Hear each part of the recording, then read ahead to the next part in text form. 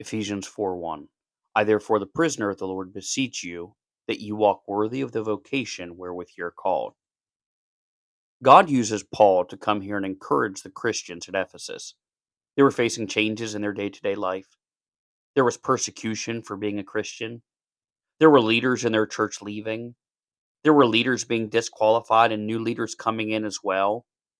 There were no doubt families that were struggling with various marital disputes. We see that from Ephesians 5. And yet the Apostle Paul comes here and he says, where God has placed you, stay there. As a matter of fact, don't just stay there, but serve there in an exemplary manner. Serve there as though you are an ambassador for God Himself, because He is the one that placed you there. And again, Paul penned this because God knew the people there needed to hear somebody say, stay where God has placed you and serve there as though you're serving God Himself. It seems now, more than ever, that Christians in 2025 need to hear the same thing that these Ephesians heard. There were no doubt some that wanted to quit serving in their church when a pastor was removed. There were no doubt some that wanted to stop following the leadership of men like Timothy. There were no doubt spouses that were ready to leave their family, whether for persecution's sake or for the sake of marital disputes. But the Apostle Paul, through the inspiration of the Holy Spirit, says, where you are, stay there and serve there.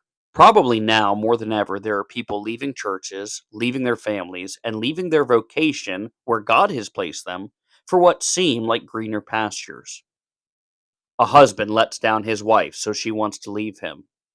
A wife isn't everything she should be, so the husband wants to leave her. A leader lets someone down, so they want to cease in their church attendance or cease in their service to God. May I say to you today that for us to step down from our responsibility because of somebody else would be like a man leaving his wife and children because his boss chewed him out at work. Why would a man be unfaithful to his family simply because somebody else mistreated him? And yet, there are Christians who will be unfaithful to God in their position because somebody else mistreats them or because circumstances are difficult. You say, oh, well, you just don't understand my situation, or you would agree that I should quit. May I say here today, I do not understand every situation, nor do I claim to. But I know that God understood your situation when He placed you where He placed you. And He it is who charges you to not only stay there, but to serve there as an ambassador for the one who placed you there. Far too many of us allow the decisions and the actions of others to determine whether or not we'll be faithful to God. You know, as a young man, I watched three men, some assistant pastors, some Sunday school teachers, some deacons. I watched three men who were leaders in my church commit adultery and leave their family. As a young man, I watched my father, who had been a well respected man in our church, leave his wife and children for drunkenness and immorality. As a young man, I saw Christian people mistreat my mother and family. You say, how did you not quit? Well, the same way Paul didn't quit.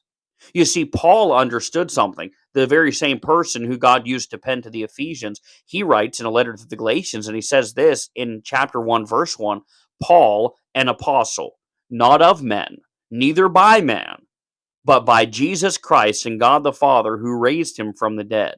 You see, Paul understood that sinners will sin, but God is the one who called him where He called him. In my Bible, right next to Galatians 1:1, I have this written: man did not save me, and man did not place me here. So I will not quit because of man. God saved me, and God placed me here. So when He is unfaithful, I will be unfaithful.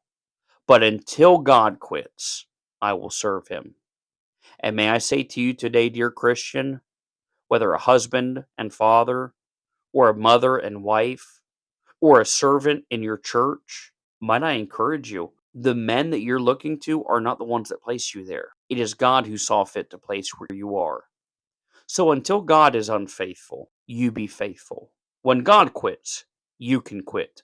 But until then, let us not only stay in our position, let us not only stay in our vocation, but let us serve in that vocation with all fervor and all spirit as an ambassador of the God of the universe who counted us worthy to put us in the position. We love you, folks. We'll see you tonight at 7.